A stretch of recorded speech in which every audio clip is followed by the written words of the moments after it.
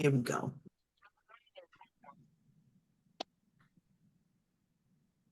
All right, ladies, good evening and good evening to our students who are watching. So today is, what is today? March the 28th. Excuse me. We are in week 4, which is week of March 25th.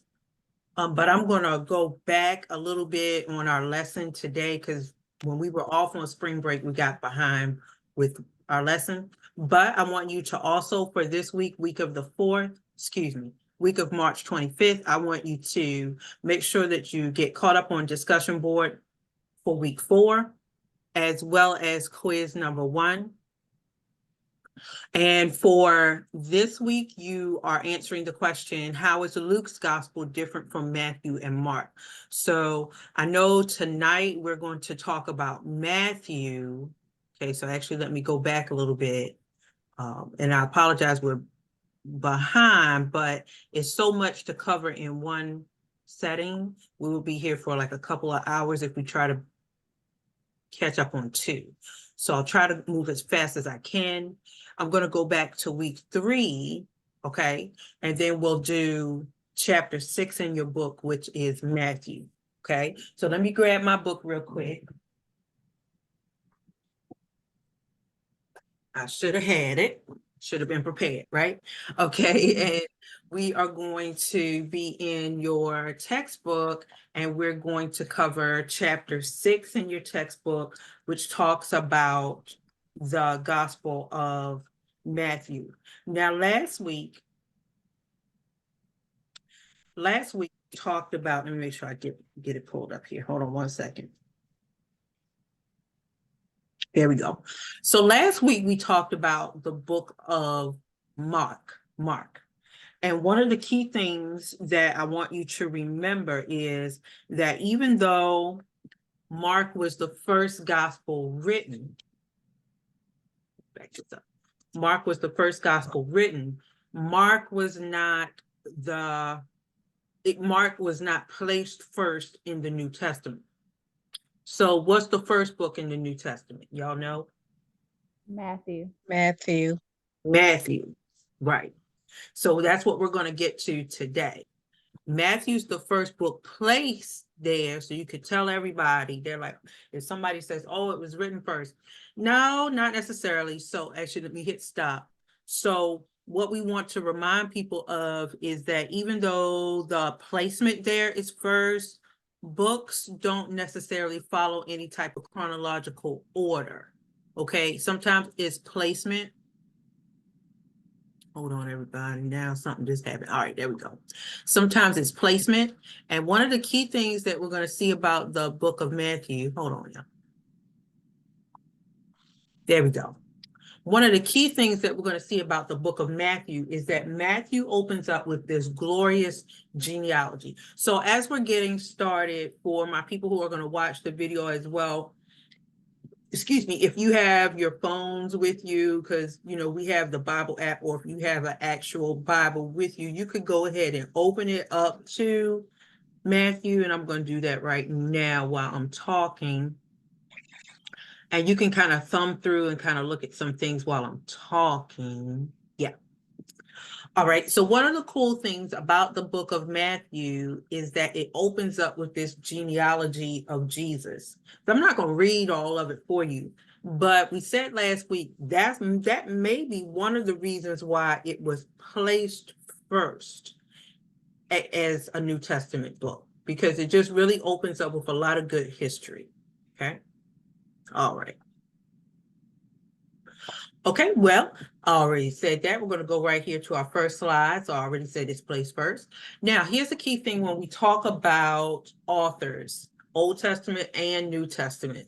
One of the key things is people will say, well, who wrote this book and who wrote that book? Oh, well, Matthew wrote it, or Mark wrote it, or Luke wrote it. Well, that's cool. It's attributed to them. But we honestly, y'all, we really, without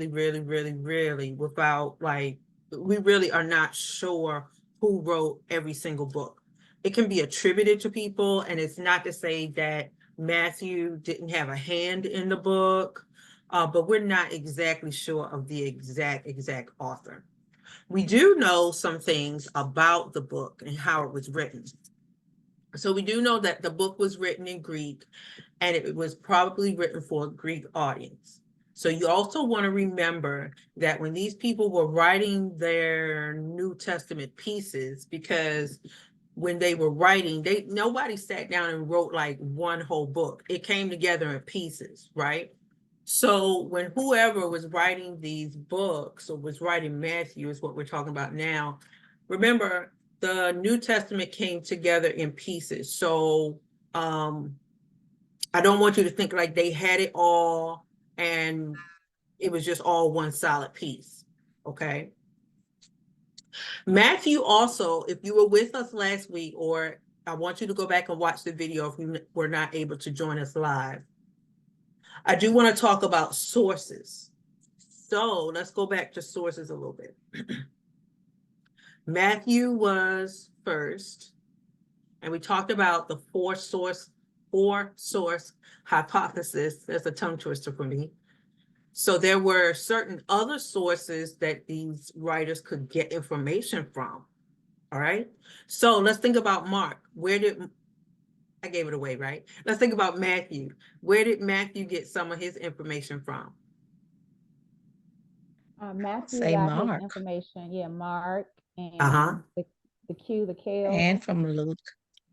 Very good. Very good. I heard Kel Mm-hmm. and I heard Luke. And there's also a M source.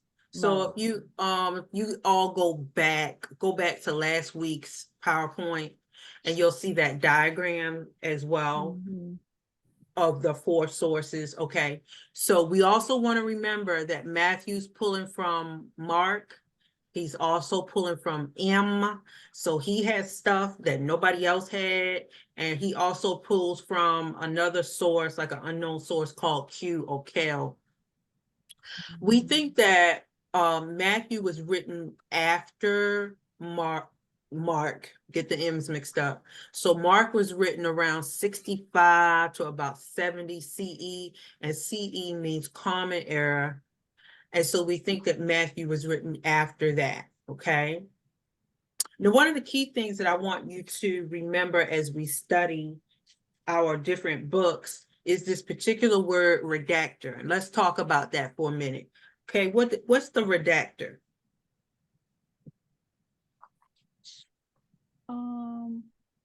Is that when you kind of repeat or go over something that was said before? They go over something. Hold 1 second. My audio is down. I'm gonna stop you. Is it? Or like you fix it, you editing, There you go. redactor. I had that in my notes. There you go. So the redactor was like an editor. Mm-hmm. They got the information, and sometimes you'll see that the redactor would help out the reader and say, wait a minute, you didn't finish this. Let me finish this for you. Or you broke this up, let me put it back together for you. So the redactor is very important in terms of writings. But we also, listen, in 2024, we have to give them grace. There are, sometimes omissions, or maybe maybe something was repeated twice. Look, they didn't have computers. They didn't even have good paper and pencils or pens, right? I got all kind of pens and stuff over here. They didn't have it like that. And so you think about one copy that they would have to write down. Oh my goodness, that would take them so long. And to be scratching out something and drawing a line on something. So when we study this stuff way, thousands and thousands of years after it, we really have to give them grace. All right, ladies. I'm going to pull this up. Everybody stay right there. And I'm going to go to the first chapter of Matthew. And I'm just going to pull it up on the screen. And we're not necessarily going to read anything. Hold 1 second, but I just want you to see the genealogy. Here we go. And I'm gonna pull it back up for you. So I'm gonna go to Matthew chapter 1. Let's just check this out for a second. And if you have it in front of you, that's cool. Let's see here. All right, ladies, let me know when you can see it. Yes, I can see it. Awesome. Awesome. So let's check this out. We see a genealogy of Jesus. Matthew points out very clearly that I want you to know that he's the Messiah. We're not going to go through every line, but this is really, really important. Why do you think he starts his story off that way?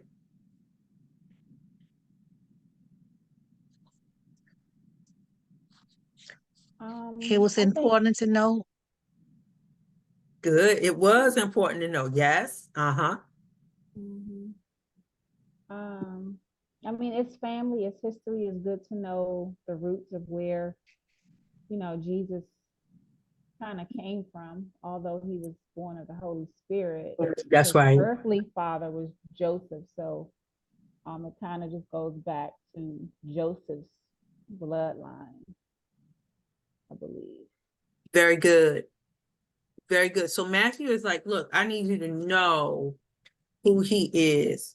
I want, and he made a painstaking, what do you call it? Like family tree, right? And he was like, look, I need y'all to understand exactly who Jesus is. And so he comes down 14 generations from Abraham to David, and then 14 more generations from David to back to the exile of Babylon, and another 14 generations from the exile to Jesus the Messiah. So anyway, he wants you to see that this is not just a regular person, but it's really interesting how in the family tree, look at this. He shows everybody. More so, like the fathers, but he shows the lineage all the way down to Joseph. Okay. All right. So one of the cool things, I'm gonna go back to our lesson. One of the cool things is that all three of the gospels are going to start differently, and they have different reasons for that. Different reasons. Okay. So Matthew starts off saying, look, I want you to know straight off the bat that Jesus is the Messiah, not just a regular person that was really nice and sweet, right? But he wants them to know that he was the son of David and the son of Abraham. All right. So let's go right here, and we're gonna, we already did it, right? We already went to chapter 1. We looked at that genealogy. So I was moving ahead of myself. Okay. So I already said that proved that Jesus was the Messiah. So here's the key thing also that Matthew is writing. When he's writing these things to Jewish people, he's also trying to prove a point to them, that, hey, y'all, this is the Messiah y'all been looking for and you missed it. Okay. So he's trying to prove points. And he's like, look, y'all missed it, but you can get it back. You can get your life right. Get your life right? Okay. Yeah, hope. Well, that was the hope. That was the hope, basically, right? That was the hope. That was the hope. All right. Okay, so I'm going to pull that chapter 1, go to chapter 1 and chapter 2 of Matthew. Yeah, Matthew. And when we see it, you can just put your finger there. But when we see that in the book of Matthew, especially around Christmas time, we hear this story. However, in the book of Mark, there is no birth story. It doesn't start off with Jesus in the manger and all of that. So I want you to know that even though all of the gospels talk about Jesus, they are so unique where the author comes different ways with it. Okay. So Luke and Matthew do include the birth narratives. All right. So here's something interesting. Jesus is born in Bethlehem, and in Matthew's story, they have to flee to Egypt.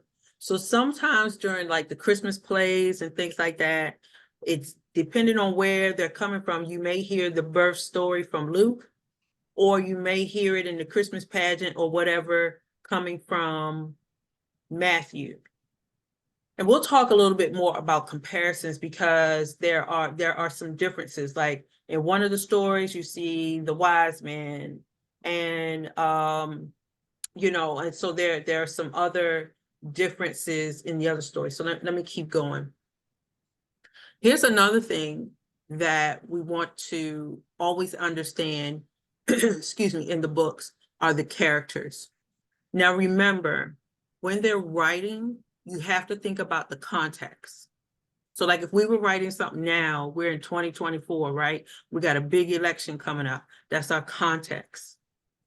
So the context in which they're writing things in is very difficult. You have a king that is what's the word? Maybe like a tyrant, and he gets word of Jesus's birth, and he decides to kill all of the babies, I believe male babies under the age of 2. Okay. Now, one of the key things that you'll see in the Gospels is there may be certain stories might be, somebody might add something to it. Somebody might leave that part off because remember, well, actually, let me go with Matthew, Mark, and Luke. They're pulling from different sources. But one of the key things I really want y'all to understand, sometimes when we do these studies, people are like, well, which one is right? And, oh, maybe this is wrong, and I can't believe it. The key thing is the information is the information. Remember, we all see different things. If we saw a car accident right now, we will all see different things. Or I might talk to the passenger in the car. The passenger saw something totally different from the driver. The kids in the back saw something different, but they were still an accident. So that's what I want you to remember. All right. Matthew is really cool because Matthew always says a particular line over and over again. And that is called the fulfillment citation. And he'll say, this was done in order for this to be fulfilled. So when you see those particular words, that's fulfillment. And what he's also doing is making sure that he's tapping back to the Old Testament because the Old Testament said that these things was going to happen. Okay. So I'm going to show you a couple examples. Also, I just wanted to also share too, I think I said this before, I also love to include people of color pictures. Because as you're reading, it's real important when you're reading scriptures to really know who the people are, and they're not European. So this helps us to kind of paint the picture. I'm not saying that they were Black, but they had some kind of color. These weren't European folks, not just yet. We weren't up in that area yet, okay? So Matthew,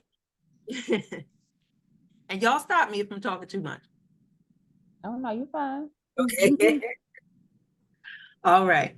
So keep your Bibles open, and I got mine open right here. We're going to go to Matthew chapter 5. Let me go to chapter 5.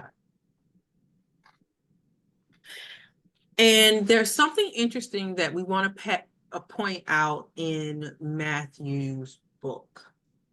So Matt poses Jesus as like a Moses person. So let's just pause for a moment. Anybody heard of Moses? Yes. Okay. Yes. Right. What do we know about Moses? Well, he too had to leave as a baby, so that he wouldn't be killed. Yeah. Sure did. Just like Jesus. just like Jesus, by Pharaoh. Yep. And honestly, I had no idea that King Herod was trying to kill baby Jesus. I didn't know that. Yep. That was new information to me. Good. We know that Moses was a stutterer. Yes. Yes. He didn't have it all And- together. Like, what? You want me to do this? Yeah, he led his people out of bondage, out of Egypt. Very good. He and in doing so, he parted the Red Sea. Mm-hmm. He was the Jesus of back then. Oh, Close. Yeah. very good comparison, ladies. A lot of similarities. It is a lot of similarities. You are correct. And so here we have Moses, Old Testament figure, right? And Moses was responsible for going up on Mount Sinai. Well, he was a leader, right? Leader of the Israelite people. And he goes up on Mount Sinai and he brings down these tablets, has this conversation with God and brings down these tablets. The tablets are what the Israelites or the Jewish people will call the law, the Ten Commandments. And they were just very, very strict about doing certain things and so on. However, when we come to the New Testament, Jesus is the leader who fulfills the law. So you hear that word used over and over and over again. Jesus says, well, the law and the law and the law, and the Pharisees and the Sadducees question him, and they hem him up on so many different times where they're like, oh, Jesus, we got to do this, and don't we have to do this? And why are you healing people on the Sabbath? Because they're really hung up on rules. So Jesus comes and he's like, y'all don't have, follow rules. And I'm not saying he said don't follow rules, but he's like, listen, I'm coming to set you free. Live right, but I'm coming to set y'all free from all of that. Okay, so the Sermon on the Mount in Matthew, okay, is a source that he did not pull from Mark. He pulled it from Kel, so the Q source. And what's really interesting, look at it, Sermon on the Mount. What's interesting is they say that it's very similar to some things of Moses. So if you look on the left-hand side of the screen, it says these teachings of Jesus are broken down into 5 blocks. Perhaps maybe this was to symbolize the first 5 books of the Old Testament, and the first 5 books of the Old Testament are called the Pentateuch. Okay. So there are 5 sections. One of the key things, you got to pay attention to organization. You got to pay attention to how people say things, because it can always have a deeper meaning. All right, let's go up here. So many people say it's a sermon, but it's really not a sermon. What would you say? Y'all can look at the top.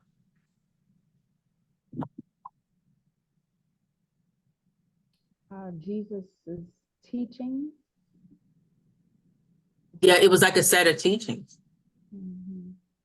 So Matthew kind of pulled it together, like pieced this part, this part, this part, and made it one. Like he redacted, maybe. He went to Kel, he went to the Q source and pulled it. So we're not exactly sure how it was written or the format he found it in Q. It's like you went to Google or you went to the encyclopedia and found something. I don't know if it was in paragraphs in that encyclopedia, or did he organize it? Okay. So we know these sayings as Beatitudes. And the Beatitudes are beautiful statements or suggestions, rather than suggestions. I put one there on the screen. If anybody feels led, go ahead and read that example for us. This is not really a sermon, but it was a set of teachings Jesus laid out for the Oh, Miss Jewish Brenda. people. Miss Brenda, I'm sorry. I apologize. I wasn't Mhm. clear. Go to the part where Oh, it says blessed, blessed or blessed. oh, okay. So we're in the Bible now. Okay. Blessed are those who mourns, for they shall be comforted. You got it. Okay, thank you. I'm sorry. I wasn't clear. That's That's okay. an example of a beatitude. God blesses those who are humble, for they will inherit the earth. Blessed are the merciful, for they shall be shown mercy. So these are, and it's a whole lot of them. If you see any others, and if you want to shout them out, just let me know. These are great teachings for the people. Mm-hmm. Number 10, blessed are those who suffer for doing what is right. Yes. Suffer. God blesses those who are persecuted. Yeah, okay, for doing what is right. And look at that second part. For the kingdom of heaven is theirs. Yes.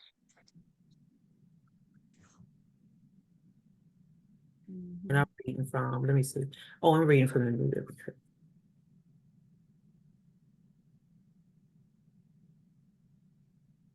And many times we hear these sayings, and it's really good to put them all together because they're sayings from Jesus, but they have really, really deep meaning to them. For example, let me read this one, and this comes from Matthew 5. This is verse 13. And it says, "You are the salt of the earth, but if salt has lost its taste, how can its saltiness be restored? It is no longer good for anything, but is thrown out and trampled underfoot."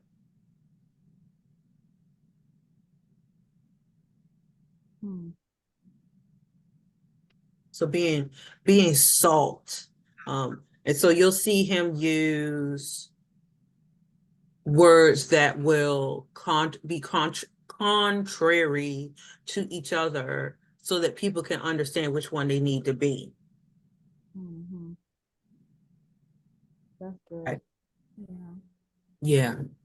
So just remember the sermon, and I'm using my air quotes, Sermon on the Mount, it wasn't necessarily a full sermon. And researchers have said that it probably happened over time. Like it wasn't just one,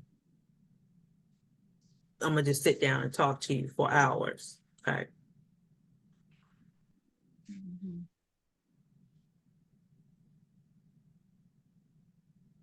All right, everybody. So let's keep moving. All right, if you look on the left-hand side of your screen, remember, we keep coming back to that word, the law, the law. And remember, Jesus comes to fulfill the law. Remember that fulfillment word. Mm-hmm. Mhm. And if you look at the top of the right-hand side, Matthew's writing his book for people to understand that Jesus doesn't mean for them to abandon the Jewish traditions or the Jewish, I hate to use the word rules because it sounds so bad, but way of living. Okay. So now I want you to remember, ladies, that we're still talking about Jewish people. Jesus was a Jew. Okay. Mm-hmm. So we're still talking about Jewish people.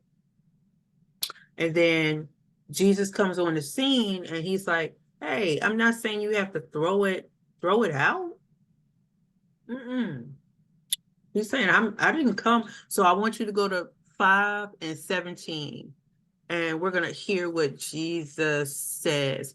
If somebody can read Matthew 5 and 17, it's by the little tool. Mm-hmm.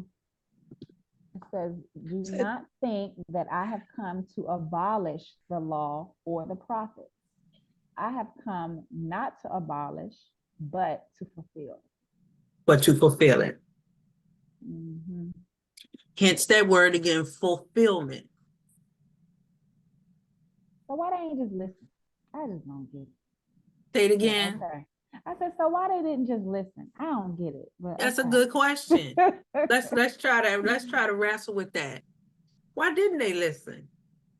Because humans could be just arrogant and want to have their own, just I guess they felt their power was being taken away, Yes. position in the temple,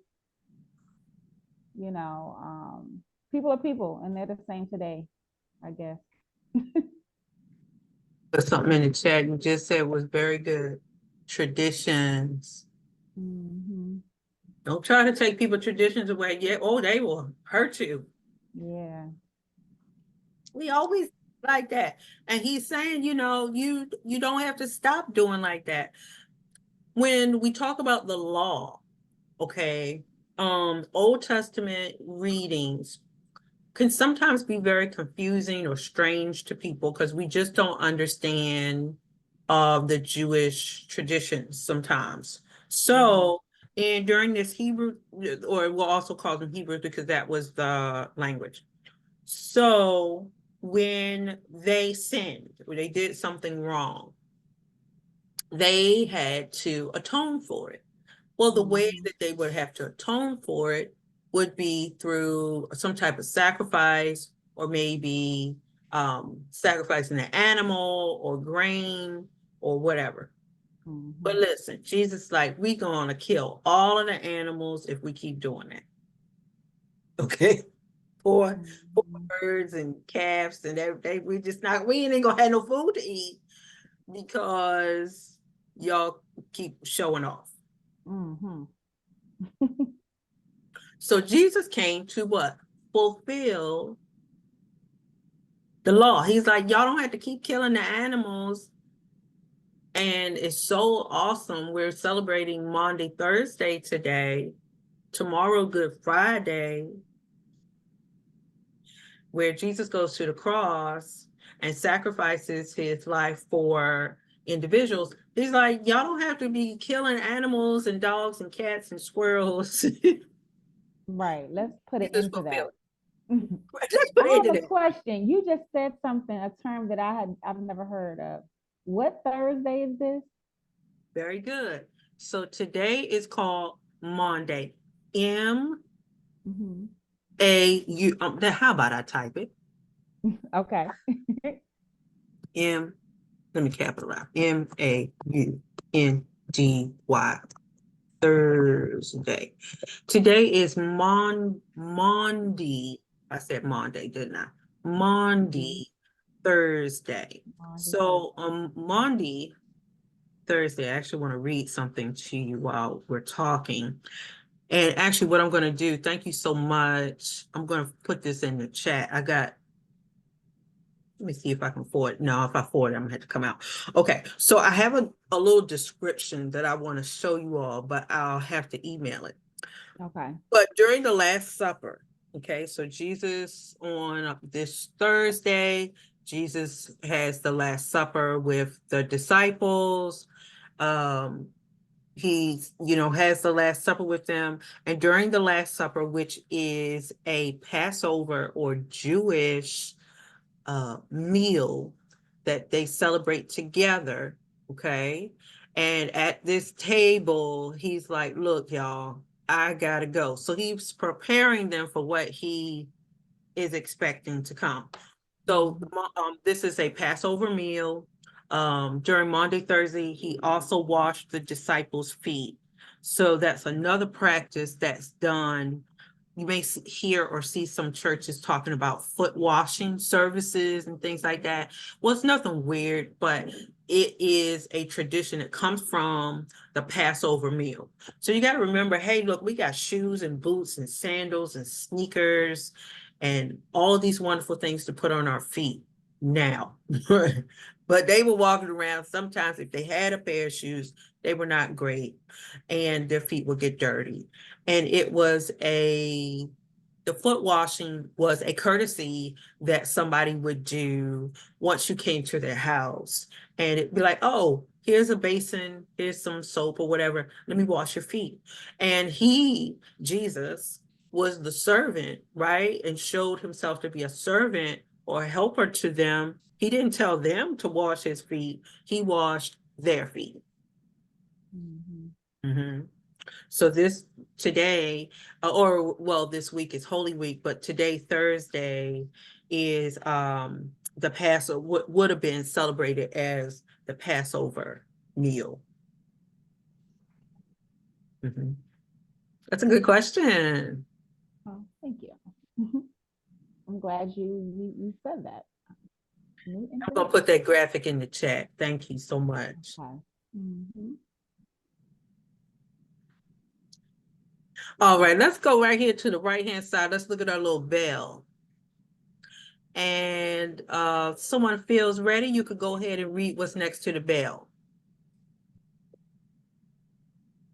Jesus urges his followers to fulfill the law and do, I can't see all the words where it's set up. Do Do better. better To do better, to than, fulfill the law. oh, okay, it I must can't, be cut off. yeah, if Okay, you all can see it, because I can't see it. okay, Yeah. no worries. It says, and do better than the current Jewish leaders of the day. Jesus urges his followers to fulfill the Mhm. law Mm. and do better than the current Jewish leaders of the day. Let's just pause right there. I like how LaDuanya say, well, why didn't they just listen? Hello. Right. Mm-hmm. Like But just that's good. You know, like we asked that question Mhm. about when Jesus was here with his people. We are those same people, just different names, but we are the same. Are we doing everything that has been requested of us that we know? Because all of us are sinners still, we're sinners saved by grace. But that's a good question, and it's asked all the time. Well, why didn't they listen? But we are those same people today. That's the way I look at it. And you are totally correct. And when we look at older New Testament, right? When we look at them, Mhm. whether people read it as literature or as history or as truth, these people are just like us and we are just like them. I guarantee you Yeah. there is at least one or two characters that you could, or people that you could say, I was thinking like that, or Mm-hmm. or we can learn something from. Yes, we're just like them.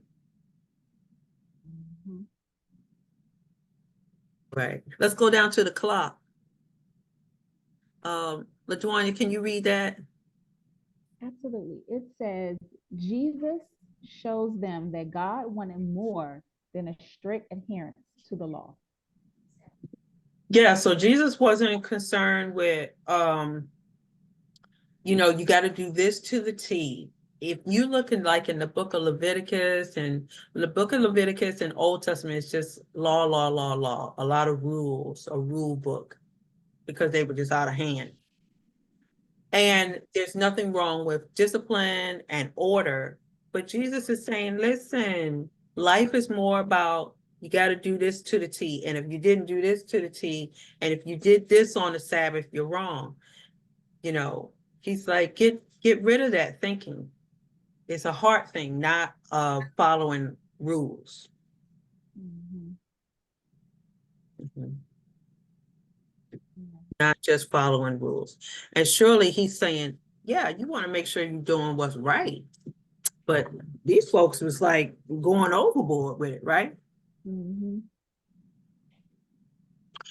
So we're going to, I'm going to change the screen in just a second. We're going to do a close reading real quick of Matthew chapter 21. And when we get to Matthew, so actually, let me go to the top where we see the little arrow. So remember, Jesus is coming up against these Jewish leaders who really just don't like him. They are threatened by him. They're threatened by his power.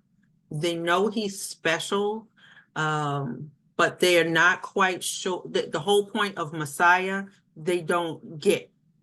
Okay, so that's why he comes up against the Jewish leaders, like in every other chapter. So the writer of Matthew points out a lot of hypocrisy of the Jewish leaders, Pharisees, the Sadducees. They were big Jewish leaders, okay? And so he pulls out a lot of the hypocrisy, like you say this, but you're not living it. And then Matthew also continues to refer to them as hypocrites over and over and over again. Okay, now let's go to, I'm gonna pull us up to Matthew 21. Y'all stay right there. And let's talk about this hypocritical thing. Why do you think Matt was trying to call them hypocrites? Because they were following the law, and here it is, the law in life living in front of them, but they were still trying, like, not believing, just going against the word that they were believing in a sense. Going against it, right? Yeah, I'm coming right back to you. Let's see here. There we go. Because Jesus wasn't saying anything different. He was just, making it plain and a little easier, as you were just saying. There you go. Yeah, Jesus is like, try it this way. I'm trying to show you a better way. Mm-hmm. So what I want you to see, ladies, we're going to go to, what chapter am I in? I'm in chapter 21. Yeah, I'm in chapter 21, and a couple of things I want to show you here. Jesus, remember we said that Matthew's painting Jesus as the Messiah. He opens up with the genealogy because he's like, look, I'm going to give you all the information so you know I'm not playing. He's like, I know what I'm talking about. And then he also shows you Jesus's personality. Let's go to verse 12. And when we talk about Jesus's interaction with individuals, let's go right here to him at the temple. Okay. All right. And we're at verse 12. It says, Jesus entered the temple courts and drove out all who were buying and selling there. He overturned the tables of the money changers and the benches of those selling doves. It is written, he said to them, my house will be called a house of prayer, but you are making it a den of robbers. All right, let's just pause for a second. What's going on? They have like a market in the temple selling Right. things, and that's Right. not what the temple was meant for. Yeah. Be like, y'all coming here to pray, but I can't pray because you got the doves flying around. They was And probably selling jewelry and all kinds of stuff. right, you know how we do. You know how Mhm. we do. You know, I wanted to highlight one thing about the doves. Let me see if you could pull it out. Why you think they were selling doves, animals?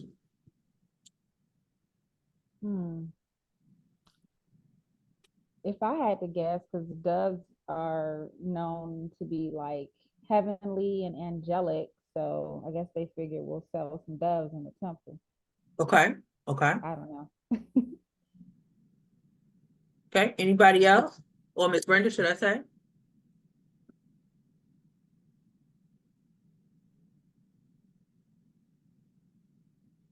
Okay. So they were selling these doves, and doves are animals. because they were going to be used as some type of sacrifice.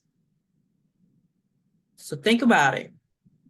The priest or whoever's selling them, right? They're like, look, I got doves, 2 for $1, right? So you came to the temple, you showed off last week, you need some doves for your sacrifice. Hey, Oh, I got wow. doves too.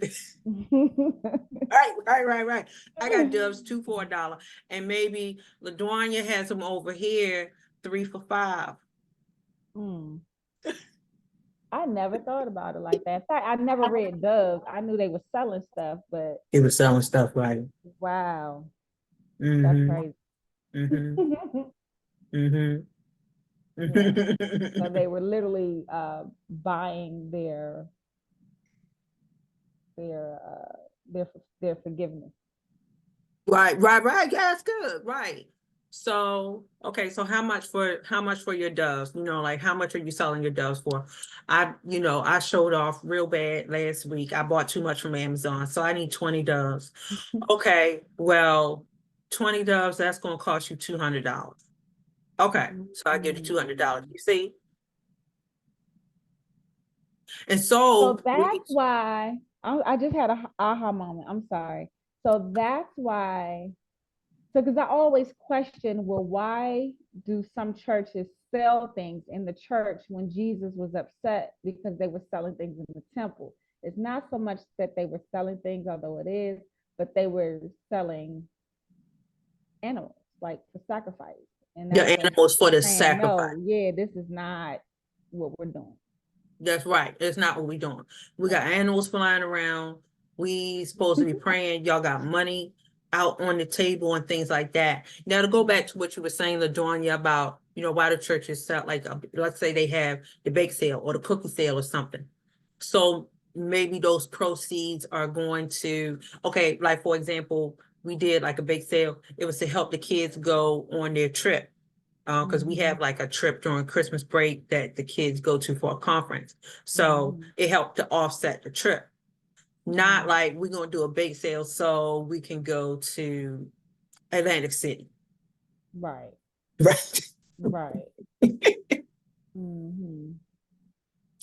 Yeah. I get it. Okay, that makes Good. clear sense to me. Yeah. Awesome. Okay, let's go to 14:15. We're going to see these leaders. The blind and the lame came to him at the temple. So he's still at the temple. And what did he do, y'all? He healed them. Healed them. Jesus healed them. He healed them. Verse 15. What happened? But when the chief priests and the teachers of the law saw all these wonderful things he did, and look at the children. Look at Jesus. Hey, they're just loving on Jesus. Excited. Hosanna. They're excited. Mm-hmm. Hosanna to the Son of David. Okay. Then the chief priests and the teachers, what? They were indignant. What's that mean? Jealous. They were jealous. Jealous. Their face all turned up. Haters. See, it was haters from day one. Yeah. Haters, and then also give them a tad bit grace. They really didn't know. They really they just had no clue. Like, hey, this wonderful gentleman comes in and is doing these wonderful things. We're like, I don't know. Yeah, I don't know who he is. We got to check him out. Didn't some of them think it was like witchery or something? Yes, some did. Yes, they did. And he proved to them over and over again, well, if I'm the devil, how the devil doing these things, and if the devil can't drive out goodness. Right. Wow. So verse 16, then we're going to pause. They said, do you hear what these children are saying? They asked him. Yes, replied Jesus. You have never read from the lips of children and infants. You, Lord, have called forth your praise. And he left them and went out of the city to Bethany where he spent the night. Okay. So he's like, look, I don't even have time to deal with y'all. Let me keep it moving. And we see Jesus moving around a lot. He doesn't stay in one place. He had lots of work to do in those 3 years of ministry. Okay, I'm gonna pull our lesson back up. What did you pull from that as we talk about that issue of hypocrisy?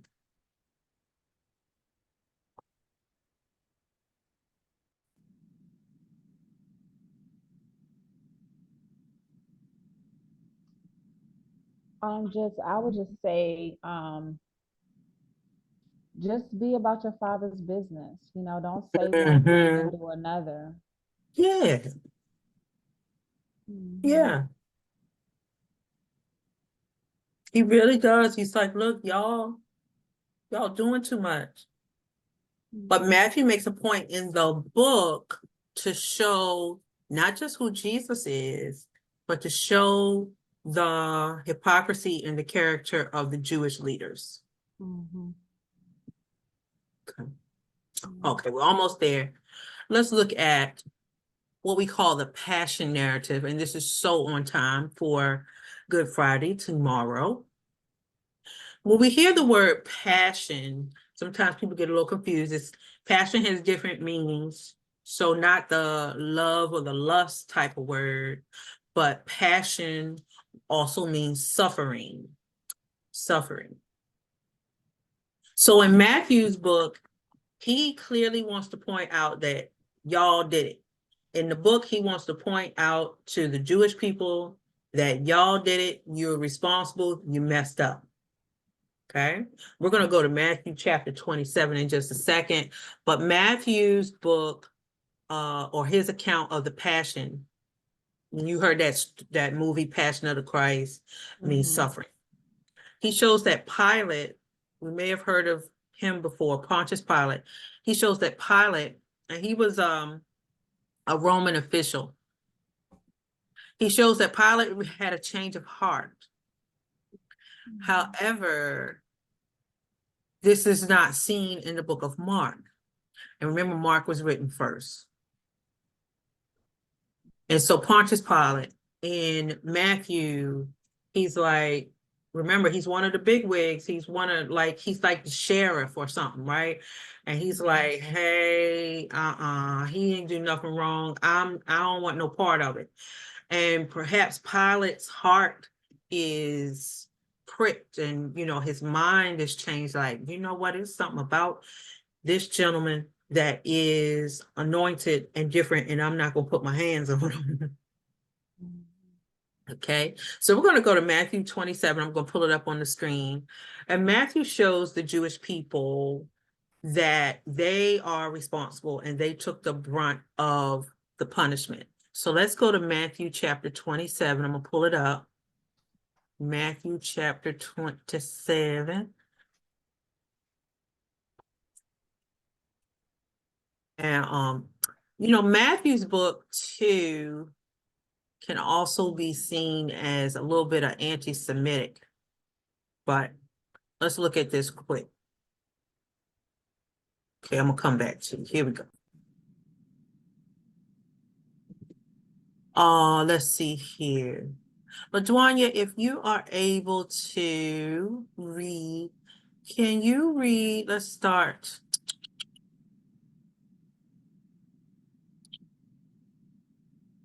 Okay, start at verse 21 and go down to 26, LaDuanya. Okay. Which of the two do you want me to release to you? Asked the governor. Is it Barabbas or Yeah, Barabbas. Barabbas? Okay, Barabbas. Barabbas, they answered. What shall I do then with Jesus, who is called the Messiah? Pilate asked. They all answered, crucify him. Why? What crime has he committed? Asked Pilate. But they shouted all the louder, crucify him. When Pilate saw that he was getting nowhere, but that instead an uproar was starting, he took water and washed his hands in front of the crowd. I am innocent of this man's blood, he said. It is your responsibility.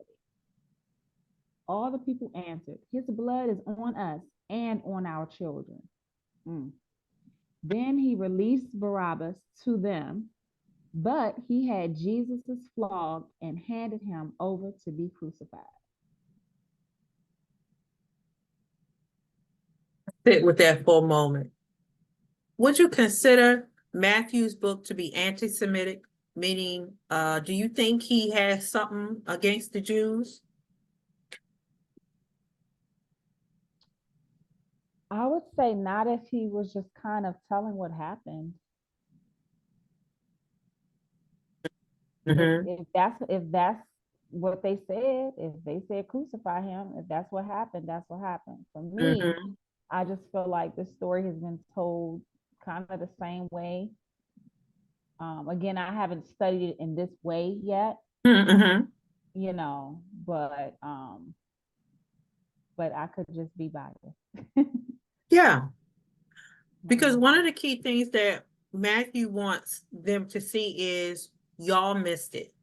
Pontius Pilate was like, "Look, I don't want no part of it," and they said out of their own mouths, "All right, then it's on us. It's on our heads." Then. Mhm. And they stuck to that when they said it's on us, his blood is on our hands and our children. They Yeah, meant that. they did. Yeah, they meant that thing. And Mhm. so something so powerful is that I'm gonna go back to our PowerPoint. We're about to go. Something as powerful is that, and Miss Brenda, you jump on in there if you have something. He makes a clear point that the responsibility.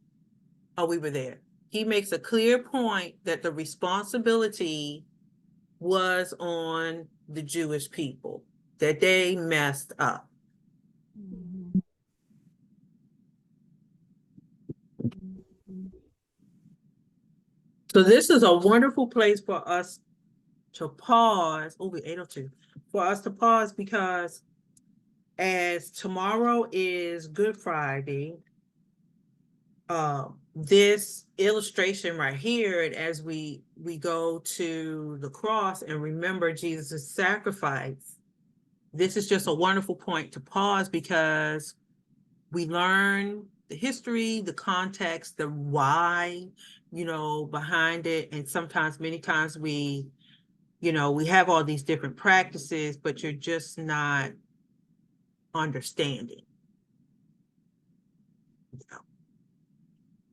So let me just pause right there. LaDuanya or Brenda, any questions that you might have? I don't really have any questions about the lesson because I need to Okay, go back and read the rest of chapter 6. So I don't want to kind of hold us up. that's okay. But I guess I could just read the syllabus. So what we're supposed to do moving forward, like for next week, is do the discussion board number 4 and read chapter 7, Luke. Let me go to your class. So I need to go back and make sure I didn't miss anything. Here we go. Hmm. Oh, here we are. Okay, share. Okay, let's see. Let's go to home. All right, so we are in week of March 25th. Oh, this year is going by. So yes, this week, because see, we got a little behind with the spring break. Mhm. So Mhm. we're in our book, Luke. So you're going to go to chapter 7 of your book. But today I did chapter 6. Okay. Make sure you all complete the quiz 1, and your week 4 discussion board. Okay.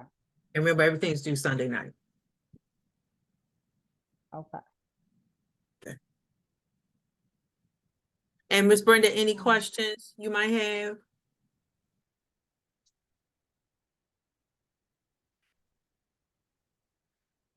Maybe she got disconnected. Yeah. Okay. All right. Okay, everybody. Well, I'm going to pause right here. Oh, There she is. I'm here okay. All right. Hey. I was just checking on you. To make Am I